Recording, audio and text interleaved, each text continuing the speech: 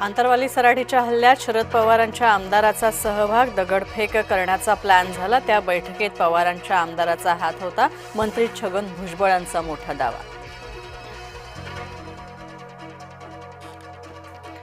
छगन भुजबळांचा मनोज जरांगेंवर निशाणा, तुमची लेकरं बाळ मग इतरांची कुत्री की मांजरं का, आमच्याही लेकरं बाळ आहेत, छगन भुजबळांचं वक्तव्य।